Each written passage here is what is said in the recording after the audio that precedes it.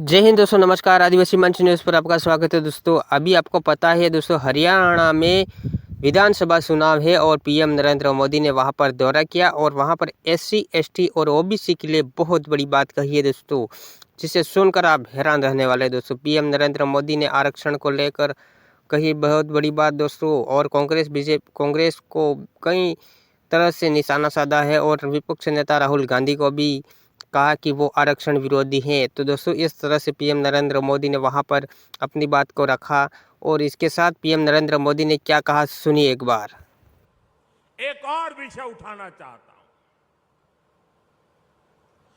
भारत में सबसे बड़ा दलित विरोधी, ओबीसी विरोधी, आदिवासी विरोधी अगर कोई है तो वो कांग्रेस का परिवार है।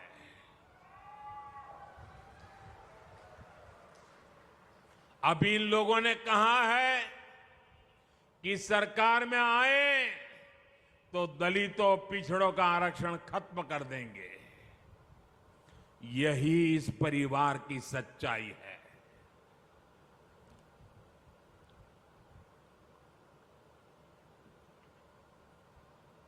कांग्रेस का परिवार हमेशा से ही बाबा साहब आंबेडकर जी को नफरत करता था, आरक्षण का घोर विरोध करता रहा है। इस परिवार ने हमेशा दलितों, ओबीसी, आदिवासियों को अपमानित किया है। आप याद रखिए, नेहरू जी जब पीएम थे तो उन्होंने आरक्षण का विरोध किया था, राज्यों के मुख्यमंत्रियों को चिट्ठी लिखी थी, सबूत मौजूद है। और इतना ही नहीं, नेहरू जी ने यह भी कहा था कि आरक्षण वाले नौकरी पा जाएंगे तो सरकारी सेवा की क्वालिटी खराब हो जाएगी। ये नेहरू जी के शब्द हैं। नेहरू जी ने ओबीसी आरक्षण के लिए काका साहब कालेलकर का जो कमीशन गठित हुआ था, उसकी रिपोर्ट आई थी। ओबीसी समाज का भाग्य बदलने वाली रिपोर्ट थी, लेकिन पंडित नेहरू ने उसको भी ठंडे बस्ते में डाल दिया। नेहरू जी के बाद जब इंदिरा जी आई तो उन्होंने भी ओबीसी आरक्षण पर रोक लगा कर रखी। जब देश ने उनको सजा दी, जनता पार्टी की सरकार बनी, मोरारजी भाई के नेतृत्व में, तब मंडल आयोग बना। लेकिन फिर कांग्रेस आ गई और मंडल कमीशन की रिपोर्ट ठंडे बस्ते में डाल दी गई। इसके बाद राजीव जी ने भी अपनी सरकार में ओबीसी को आरक्षण नहीं मिलने दिया।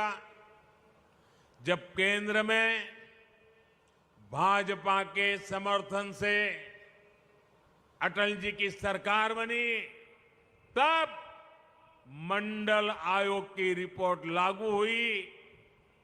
वीपी सिंह की सरकार बनी, अटल जी के जनसंघ ने, भाजपा ने समर्थन किया था उस समय, और तब जाकर के ओबीसी समाज को आरक्षण मिला जब भाजपा का समर्थन था। और आप ये भी याद रखिए, राजीव गांधी ने नेता विपक्ष के रूप में भी, ऑपोजिशन लीडर के नाते पार्लियामेंट में उनका भाषण है, उन्होंने आरक्षण का पुरजोश विरोध किया था। उन्होंने एक इंटरव्यू में, ये शब्द उनके हैं, मैं बताता हूं, उन्होंने एक इंटरव्यू में कहा था, उन्होंने यहां तक कह दिया था, आरक्षण पाने वालों को बुद्धू तक कह दिया था, ये राजीव जी ने। एससी, एसटी, ओबीसी समाज का इससे बड़ा अपमान क्या हो सकता है। अब कांग्रेस का शाही परिवार फिर आरक्षण खत्म करने पर अड़ रहा है। लेकिन मेरी बात कांग्रेस कान खोल करके सुन ले। जब तक मोदी है,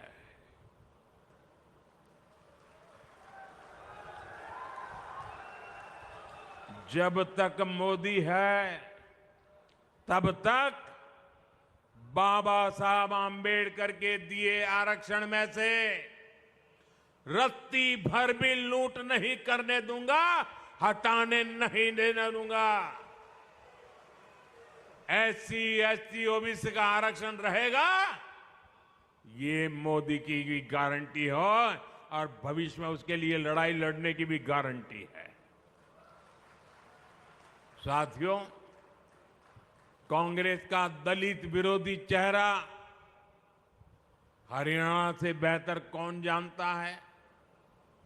हरियाणा में जब जब कांग्रेस की सरकार आती है तो दलितों का जीना मुश्किल हो जाता है।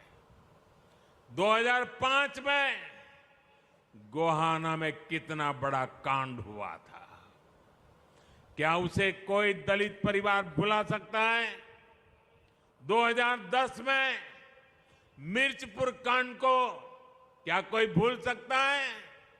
2012 में भगाना में जो कुछ हुआ था, फिर 2014 में दलित बेटियों के साथ जो कुछ हुआ था, उस शर्मनाक घटना को याद करके ही रूह कांप जाती है। तब हमने ये भी दिखाया था कि मुख्यमंत्री हुड्डा जी और इनका दिल्ली का शाही परिवार सबके मुंह पर ताले लग गए थे। इसलिए कांग्रेस से यहां के दलित समाज को बहुत सचेत रहने की जरूरत है। मैं तो कांग्रेस से एक और बात बताऊंगा।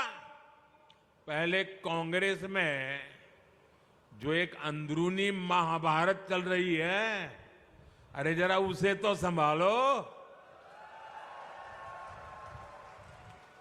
जिस तरह यहां एक परिवार को आगे बढ़ाकर कांग्रेस राजनीति कर रही है, वो पूरा दलित समाज देख रहा है।